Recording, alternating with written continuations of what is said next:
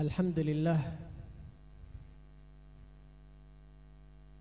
Alhamdulillahilladzi ayyada habibahul mustafa bil qur'ani kasyamsi wa duhaha wa bis sunnati kal qamari idza talaha wa man sara alayhi ma sara fi dhaw'in nahari idza jallaha wa man takhallafa wa i'tarada anhuma عاش في ظلمة الليل إذا يغشاها اللهم صل وسلم على سيدنا محمد مفتاح باب رحمة الله عدد ما في علم الله صلاة وسلاما دائمين بدوام ملك الله وعلى آله وصحبه ومن والاه سبحانك لا علم لنا إلا ما علمتنا إنك أنت العليم الحكيم Rabbi shrah li sadri wa yassir li amri wahlul 'uqdatam min lisani yafqahu qawli wasaddid lisani wahdi qalbi bijahin nabi wal ali amma ba'd.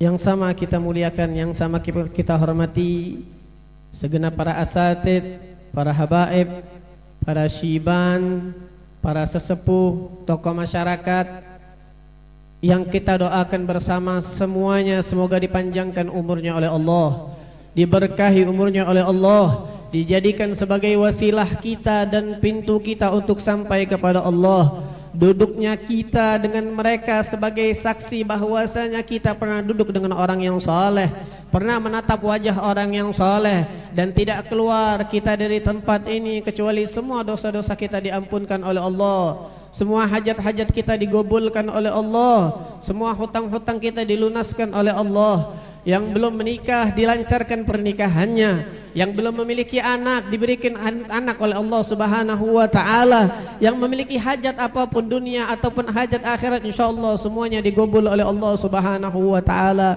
Amin ya rabbal alamin. Hadirin rahimakumullah. Tidak henti-hentinya kita bersyukur atas segala nikmat yang Allah anugerahkan, yang Allah karuniakan kepada kita, sehingga kita masih diperjalankan oleh Allah, masih diberikan nikmat oleh Allah untuk duduk di tempat ini, untuk menghadiri maulid Nabi Muhammad SAW, untuk menghadiri acara haul seorang wali daripada walinya Allah Subhanahu wa taala, yang kita yakini tidak mungkin beliau ini adalah orang biasa, yang kita yakini beliau adalah wali daripada walinya Allah Subhanahu wa taala. Nabi Muhammad SAW pernah bersabda, inna min ibadillah ibadan yaghbituhumul anbiya wasyuhada. Kata Nabi Muhammad SAW, sesungguhnya Allah memiliki sekelompok hamba, yang hamba ini menjadikan para nabinya Allah, menjadikan orang-orang yang syahid iri kepada mereka, ghibta kepada mereka, ingin jadi mereka. Siapakah kelompok mereka ini? Siapakah hamba Allah yang ini? Kemudian para sahabat bertanya kepada Rasulullah, manhum ya Rasulullah, fala'allana nuhibbuhum.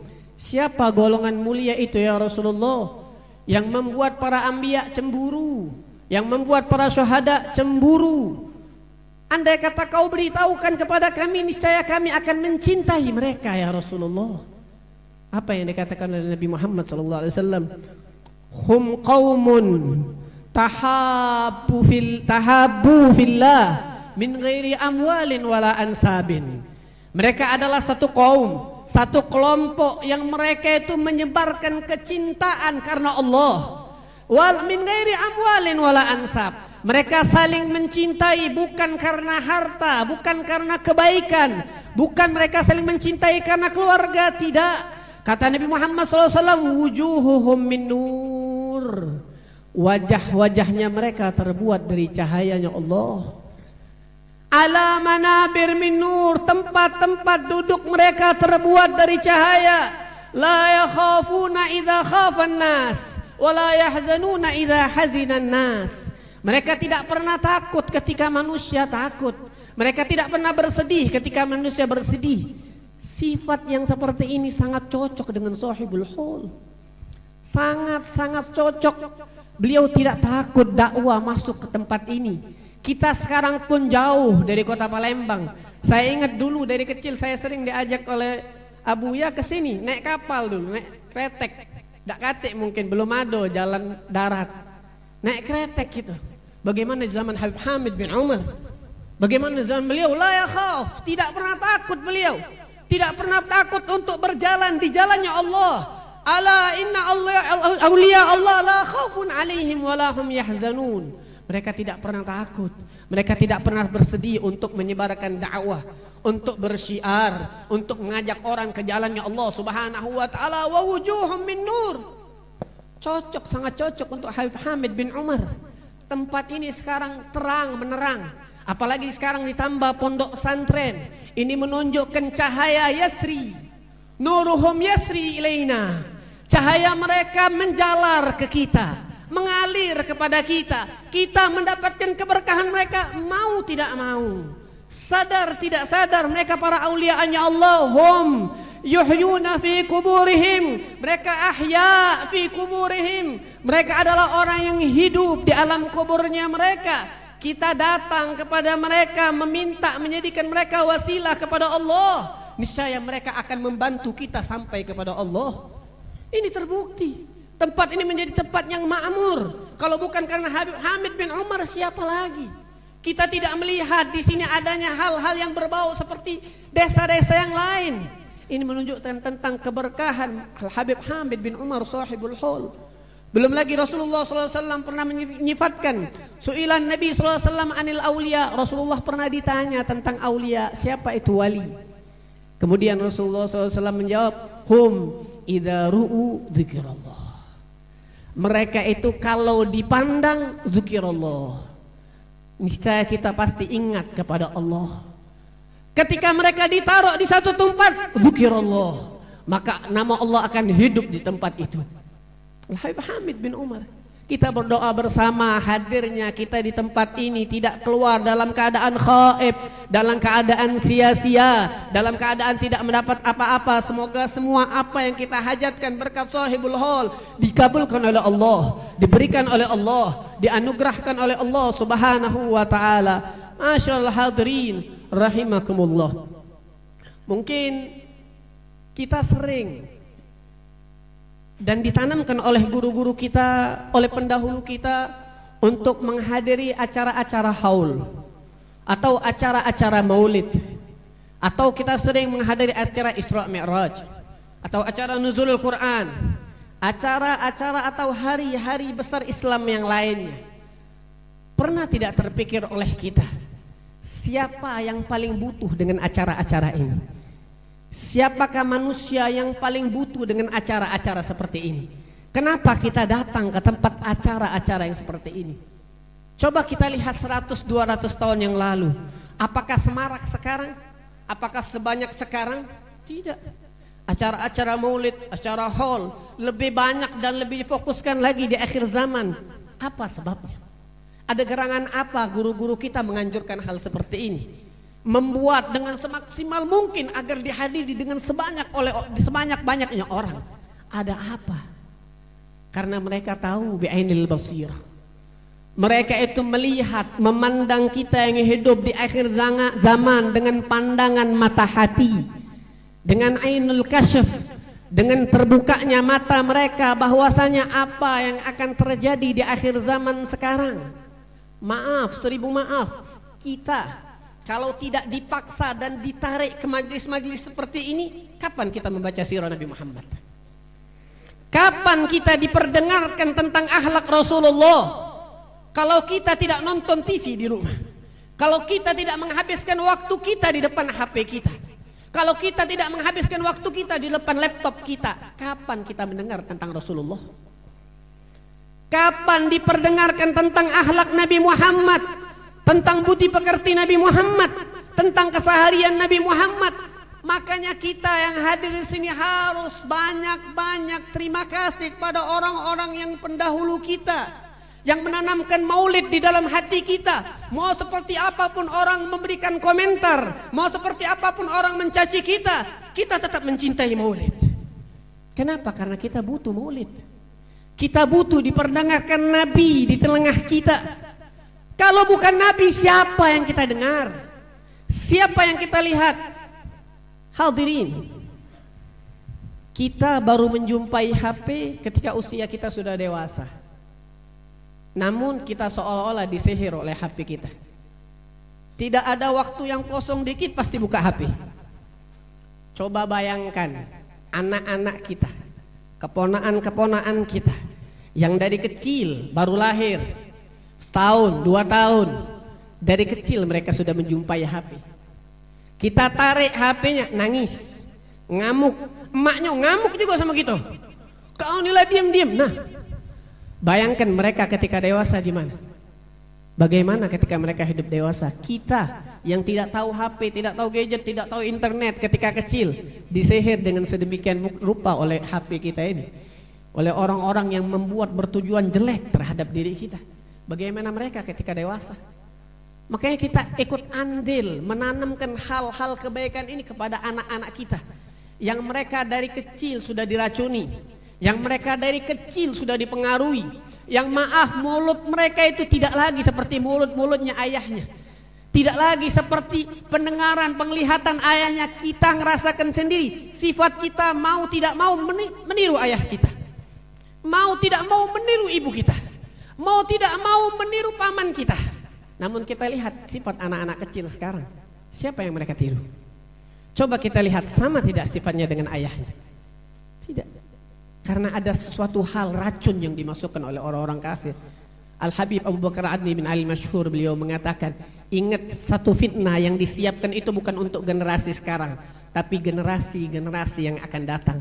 Makanya kita bersyukur ditanamkan oleh salaf kita, ditanamkan oleh pendahulu kita untuk mengadakan acara-acara seperti ini. Setidak-tidaknya, sesedikit-sedikitnya kita menghabiskan waktu kita dalam keadaan taat kepada Allah, mendengar salawat kepada Nabi Muhammad SAW, duduk dengan orang-orang yang soleh.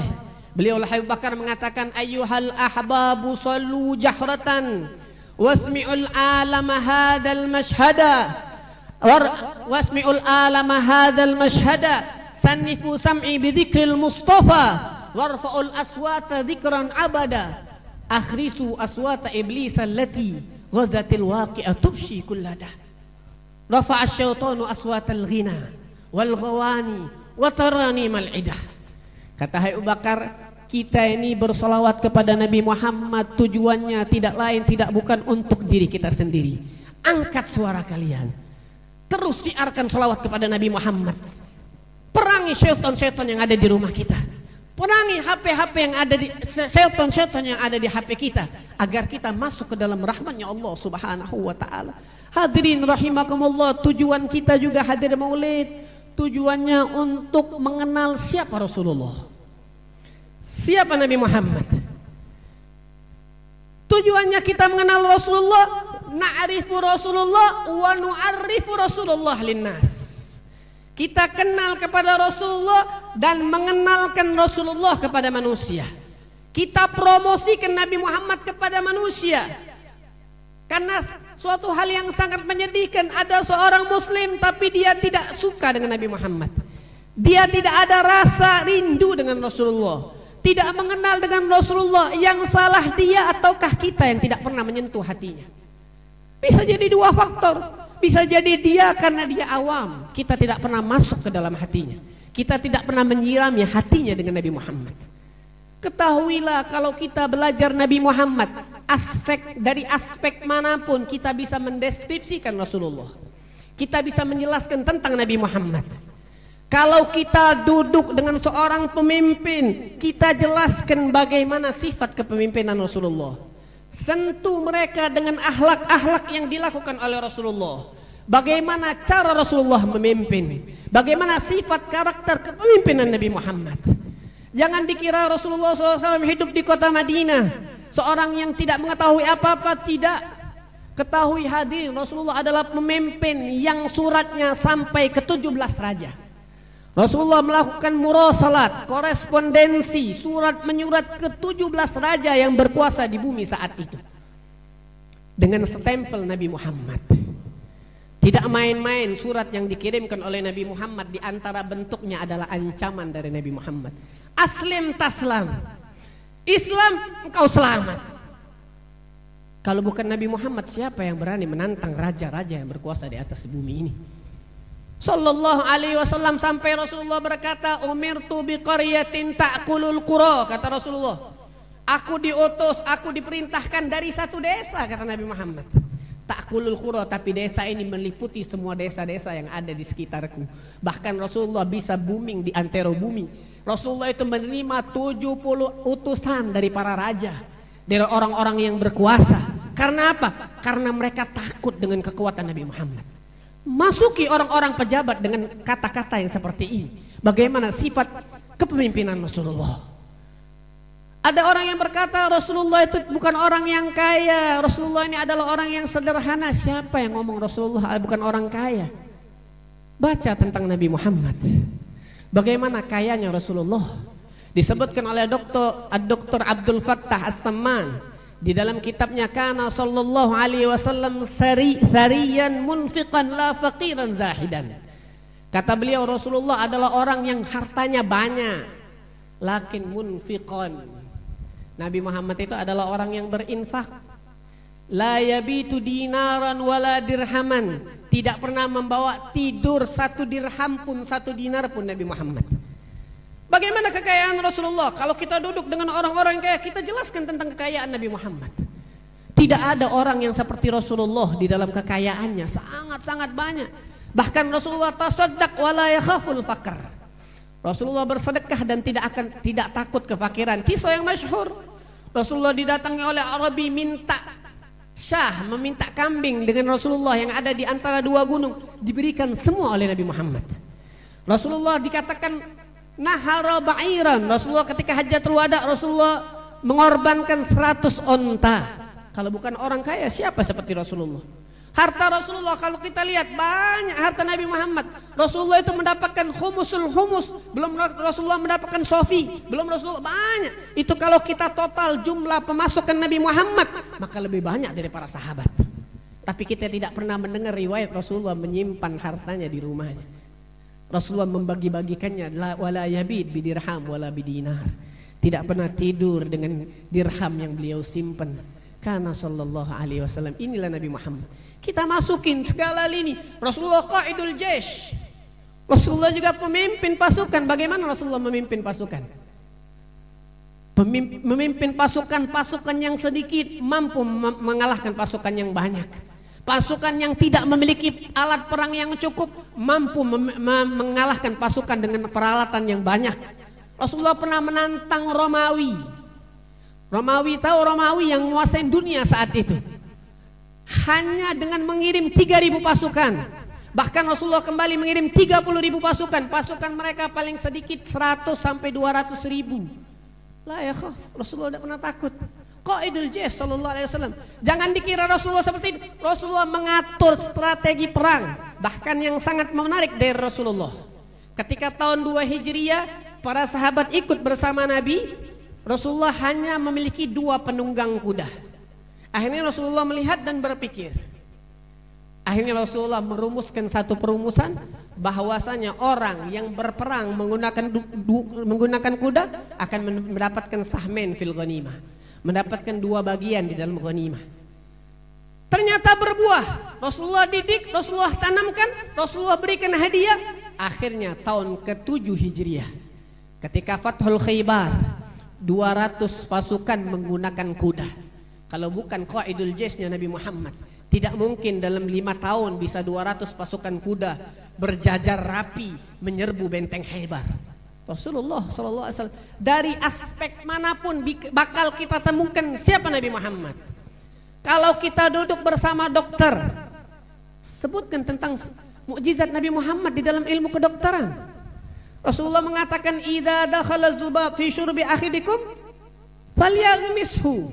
Kata Rasulullah, kalau ada lalat masuk di dalam minuman kalian, masukkan. Fa inna fi ahadad janahaihi da'un wa fi akhar sifaun, kata Nabi. Karena di dalam satu sayapnya itu ada penyakit, satu sayap yang lain ada penawarnya. Dari mana ilmu kedokteran itu? Nabi Muhammad, mukjizat. Bahkan Rasulullah SAW ngomong apa? Nasiyati biadik ya Rabb. Rasulullah ngomong, kepalaku nasia. Kalau kita buka nasia itu adalah kepala yang diubun-ubun. Kalau kita tahu otak mungkin itu yang mengatur gerak-gerik kehidupan kita. Kalau kita pengen marah itu asalnya dari nasia. Kalau kita pengen sedih asalnya dari nasia. Kalau kita pengen ini asalnya dari nasia. Rasulullah mengajarkan kita bahwasanya nasia dipegang dan kita serahkan kepada Allah Subhanahu wa taala. Kalau bukan ajaran dari Nabi Muhammad, dari siapa? Kalau bukan Rasulullah adalah tabibun nas, dokternya manusia, siapa? Ini Nabi Muhammad. Kita masuki semua aspek lini manusia dengan Rasulullah. Kenalkan mereka siapa Nabi Muhammad, sampai kita mengenalkan mereka bagaimana perjuangan Rasulullah. Kalau kita bahas perjuangan Rasulullah panjang lebar tentang Nabi Muhammad tidak akan habis-habis. Yafnaz zaman wa fihi ma lam yusafi. Sampai akhir zaman sekalipun kalau kita membahas tentang Nabi Muhammad, kita tidak akan habis-habisnya.